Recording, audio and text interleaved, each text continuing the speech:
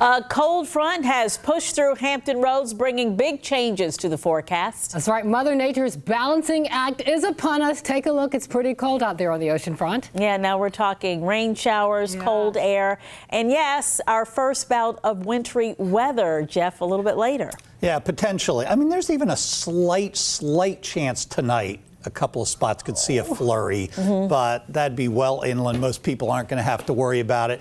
You can see most of the steady rain that was around earlier today and the heavier stuff, and it wasn't terribly heavy to begin with, has moved out. But now there's a new batch of light rain starting to move in.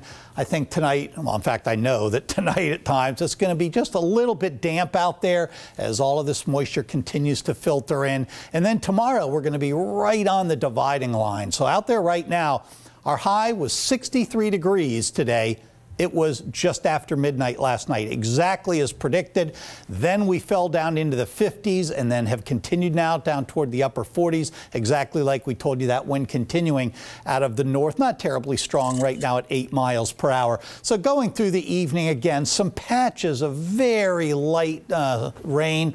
At the most, just a couple of 1/100ths of an inch, but still enough to just sort of make it nasty. And then once we get into Thursday, northern areas should fare the best in terms of both the sky cover and the rain chances. The farther south you go, the higher the risk of seeing a little bit of rain. And here we're going to be right on the border. I think we have a chance of a couple of showers. So cold tonight with a few leftover showers. Showers tomorrow stay mainly to the south. Better chance of some wintry mix, though, coming up for Friday and Saturday. That's what I'll be delving into a little more deeply coming up. All right, thanks, Jeff. We have some new information out of North Carolina tonight where 4 inmates charged in a deadly prison attack 2 months ago could face the death penalty if convicted. The district attorney announced today he is seeking the death penalty against them. 13 News Now reporter Jimmy Lee was in the Pasquotank County Superior Courtroom for the hearing. She joins us now live. Jimmy, you've learned the inmates now face even more charges. Hey, Regina, that's right. In addition to a slew of charges all 4 inmates were charged with back in October, they are now facing, all 4 of them are now facing 2 additional charges of first-degree murder for the deaths of Jeffrey Howell and Wendy Shannon, as well as a misdemeanor assault with a deadly weapon charge. Now, District Attorney Andrew Womble and his office spent the past several weeks reviewing this case, going over all the evidence in order to come to this decision of seeking the death penalty. And it wasn't an easy decision. Since being district attorney here, Womble has only sought the death penalty 1 other time. This is a very complicated case because it involves 4 defendants and many victims. And again, a lot of evidence to go through. The struggle now for the DA is trying to schedule a trial date. Another possible struggle he could face is keeping the case here in Pasquotank County. This is a tight-knit community where a lot of people know each other, and many people here are also very familiar with this case, so selecting a jury will be very tough. Now, Mr. Womble told the media today that, again, his decision to seek the death penalty was not an easy one, but he is very confident in his decision considering the severity of this case. We feel that there are several aggravating factors that apply in this case. If you look at the statute, there's only 11 aggravating factors listed in our statute, and we believe that 9 apply in this case. What are you reporting? Now, Womble says he hopes to take this case to trial by the end of next year, but again, scheduling that could be difficult here in Pasquotank because they only have 6 trial dates in a calendar year. Live in Pasquotank County, I'm Jemmy Lee, 13 News Now. Developing tonight, we're learning disturbing new details about the injuries that may have contributed to the death of a Norfolk toddler. 2-year-old Evelyn Arnold was found unresponsive on Lexington Street back in May. She died at CHKD 3 days later. Several witnesses took the stand today, including a doctor who examined Evelyn when she was first admitted to the hospital. The doctor said the toddler had multiple bruises on her face and injuries to her scalp caused by blunt force trauma. She also said the little girl had brain swelling caused by suffocation. After hearing testimony, a judge said this was a clear sign of child abuse. Neighbors tell us they're still grappling with the child's death. It's still as sad as it was from the beginning, and I hope justice is done in a harsh way to whoever did something to that child. Well, today a judge certified charges of child neglect and malicious wounding against Evelyn's stepfather, Robert Griffiths, and one charge of child neglect against her mom, Destiny Martin. Just into the newsroom, an update on the 12-year-old girl shot in Hampton yesterday. Police tell us the girl's condition is improving, but she's still in the intensive care unit at a hospital. Police say an 18-year-old man was handling a gun at a home on Lagarde Drive and somehow shot the 12-year-old yesterday. The case remains under investigation.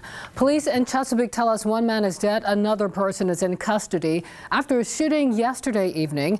It happened on Wingfield Avenue in the South Norfolk neighborhood.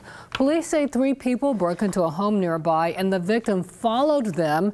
That's when investigators say he was shot several times. His name has not been released. Police are not identifying the suspect either.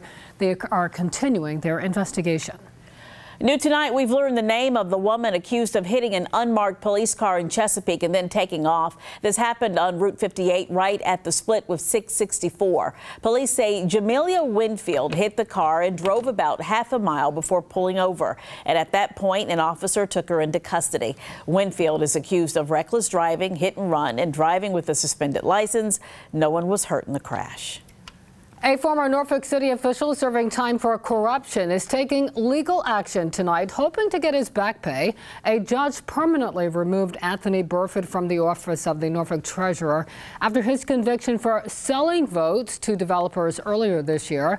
Tonight, Burford wants that court order overturned. His attorney argues the judge shouldn't have heard the case in the first place. Burford began serving his 6-year prison sentence in April. A milestone in Suffolk today as construction crews pull the final steel beam into place on the new Centerra Bell Harbor building expansion.